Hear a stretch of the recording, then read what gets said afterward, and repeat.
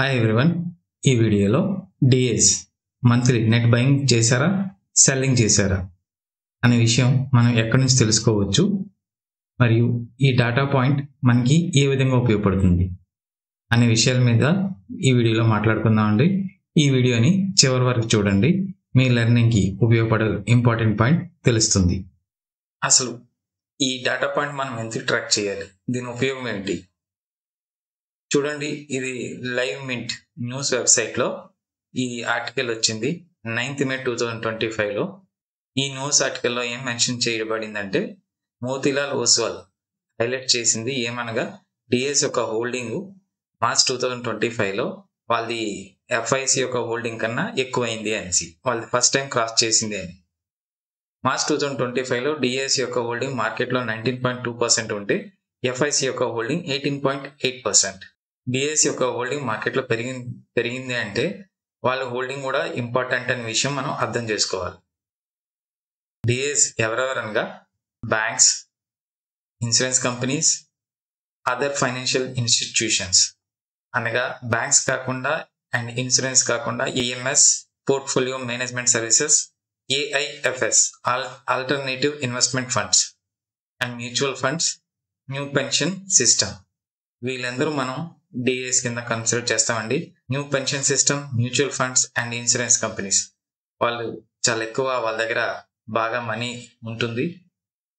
వీళ్ళకి money flow gross monthly buying minus monthly gross selling చూసుకున్నట్లయితే, money flow positive ఉన్నట్లయితే మార్కెట్లో ఇన్వెస్ట్మెంట్ జరిగినట్టు, సెల్లింగ్ జరిగితే నెగిటివ్ మనీ ఫ్లో అవుతుంది. ఎప్పుడైనా ఎఫ్ఐస్ సెల్ చేస్తున్నప్పుడు అగ్రెసివ్గా డిఎస్ కనుక బయింగ్ జరిగింది అనుకోండి, అప్పుడు మార్కెట్లో స్టెబిలిటీ వస్తుంది. డిఎస్ యొక్క మనీ ఫ్లో పూర్తిగా మార్కెట్ డైరెక్షన్ డిసైడ్ చేస్తుందా అంటే అలా చెప్పలేము. One of the key factor market direction influence చేసేది డిఏ మనీ ఫ్లో కూడా మనం చెప్పొచ్చు. ఈ వీడియోని కేవలం ఎడ్యుకేషనల్ మరియు ఇన్ఫర్మేషన్ కొరకు చేయబడినది. నేను సెబీ రిజిస్టర్డ్ సలహాదారుని కాదు. ఈ వీడియో ఎటువంటి రికమెండేషన్ గాను, సజెషన్ గాను, టిప్స్ గాను పరిగణించరాదు. మనం డైలీ చూసే డిఎస్ యొక్క మనీ ఫ్లో ఈ షీట్ అండి, ఈ డేటా పాయింట్ అండి. ఇది మనం ఎక్కడి నుంచి చూస్తున్నాం, ఎలా చూడొచ్చు అనే విషయం గురించి ముందుగానే బేసిక్స్ మార్కెట్ సెంటిమెంట్ అనాలిసిస్ అనే వీడియో గురించి మాట్లాడుకున్నాం. ఆ వీడియో లింక్ మీకు ఇక్కడ వస్తుంది. ఇది ఎన్ఎస్సిలో నెట్ బయింగ్ జరిగిందా ఏంటి డైలీ, ఇది 3 ఎక్స్చేంజ్లో డిఎస్ యొక్క నెట్ బయింగ్ జరిగిందా, సెల్లింగ్ జరిగిందా అని ఈ వెబ్సైట్లోనే దీని కింద మెన్షన్ చేసి ఉందండి. ఇది ప్రొవిజనల్ అనేసి. మీకు ఒరిజినల్ డీటెయిల్స్ కావాల్సినట్లయితే ఇక్కడ కనిపిస్తుంది. ఈ వెబ్సైట్లో అయితే ఎఫ్ఐసి యొక్క మనీ ఫ్లో తెలుస్తుంది. మనకి డిఎస్ యొక్క మనీ ఫ్లో ఎక్కడి నుంచి తెలుసుకోవచ్చు అఫీషియల్గా అంటే, మీరు క్రోమ్లో nsindia.com అనే వెబ్సైట్ ఓపెన్ చేస్తే హోమ్ పేజ్లో డైలీ రిపోర్ట్స్ అని మీకు కనిపిస్తుంది. దాన్ని క్లిక్ చేసినట్లయితే క్యాపిటల్ మార్కెట్ సెలెక్ట్ చేసి ఉండాలి. ఇక్కడ ఆర్కైవ్స్ అని సెలెక్ట్ చేయాలి. డేట్ ఎప్పుడు కూడా చూడండి, 2 వర్కింగ్ డేస్ ముందు డేటా, డేట్ వర్కింగ్ డే వేయాలి. అప్పుడు ఈ ఫైల్ మీకు డౌన్లోడ్ కావచ్చు. ఆ ఎగ్జాంపుల్ కోసం ఈరోజు డేట్ 4th December అనుకుందాం. 4th December అయితే 3rd December వర్కింగ్ అవర్స్ అవుతుంది కదా, మీకు 1st December యొక్క ఫైల్ ఇక్కడ నుంచి లభిస్తుంది. 4th వర్కింగ్ డే అయిన తర్వాత మీకు 2nd December డేటా కనిపిస్తుంది. సో ఈ డేట్ సెలెక్ట్ చేయండి, ఇక్కడ చెక్ బాక్స్ క్లిక్ చేయండి. ఈ ఐకాన్ క్లిక్ చేసినట్లయితే ఒక సిఎస్వి ఫైల్ అంటే ఎక్సెల్ లాంటిది డౌన్లోడ్ అవుతుంది. అది సిమిలర్ టు ఎక్సెల్. ఇది సిఎస్వి ఫైల్ డౌన్లోడ్ అయింది. నేను ఆల్రెడీ 4th December మార్నింగ్కే డౌన్లోడ్ చేశాను కాబట్టి 1st December యొక్క డేటా వస్తుంది అని చెప్తుంది ఇక్కడ. ఈ ఎక్సెల్ ఇది మనం ఓపెన్ చేయగానే ఈ 2 షీట్లు ఉంటాయండి, ఒకటి డైలీ అని, హిస్టారికల్ అని. డైలీ కూడా మీ అవసరంకి ఉపయోగపడుతుంది, మీరు దాన్ని కూడా ఒకసారి చూడొచ్చు. హిస్టారికల్ చూసినట్లయితే monthly category wise bank, buying, selling, domestic financial institution other than insurance companies and banks అన్నమాట. బయింగ్ ఎంత జరిగింది, సెల్లింగ్ ఎంత జరిగింది, ఇన్సూరెన్స్ కంపెనీస్ బయింగ్ ఎంత, సెల్లింగ్ ఎంత, మ్యూచువల్ ఫండ్స్ బయింగ్, సెల్లింగ్ ఏంటి, ఇలాగన్నీ అనమాట.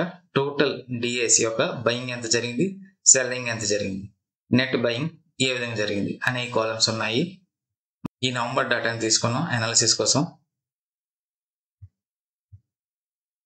ఈ డేటా పాయింట్ చూసినట్లయితే మీకు తెలుస్తుందండి. నవంబర్లో బ్యాంక్స్ అమౌంట్ ఎంత ఇన్వెస్ట్ చేశారు, ఎంత సెల్ చేశారు, నెట్ ఏం జరిగింది, అవుట్ఫ్లో జరిగిందా, ఇన్ఫ్లో జరిగిందా.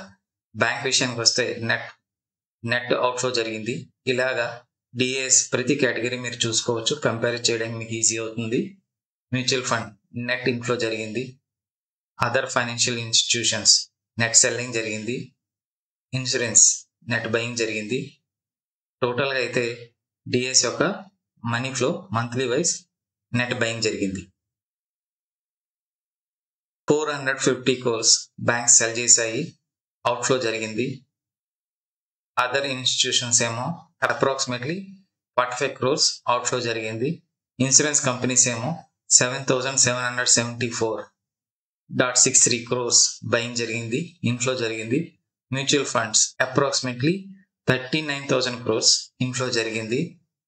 ఎన్పిఎస్ 10,433 అప్రాక్సిమేట్లీ ఇన్ఫ్లో జరిగింది. ఈ విధంగా మనం డిఏస్ ఆల్రెడీ డైలీ చెక్ చేసుకున్నాం. 5 days అంటే 5 working days అనగా 1 week, వీక్లీ కూడా చెక్ చేసుకుంటే ఈ డైలీ డేటాని 5 days కింద వీక్లీ చెక్ చేసుకోవడం వీలవుతుంది. మంత్లీ ఏమొచ్చి మీకు అఫీషియల్ ఫిగర్స్ మనం ఎక్కడి నుంచి డౌన్లోడ్ చేసుకున్నాం చూసాము.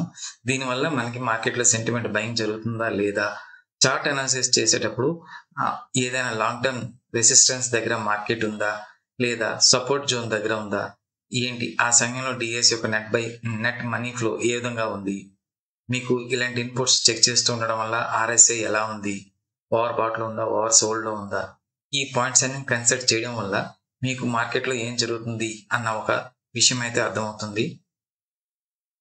ఇంపార్టెంట్ పాయింట్ అన్నాను కదా, మార్కెట్లో రిటైల్ ప్యానిక్ జరిగింది, డిఎస్ బయింగ్ చేస్తున్నారు బాగా అంటే మీరు అర్థం చేసుకోవచ్చు రివర్సల్ ప్రాబబిలిటీ ఇంక్రీజ్ అవుతున్నట్టు.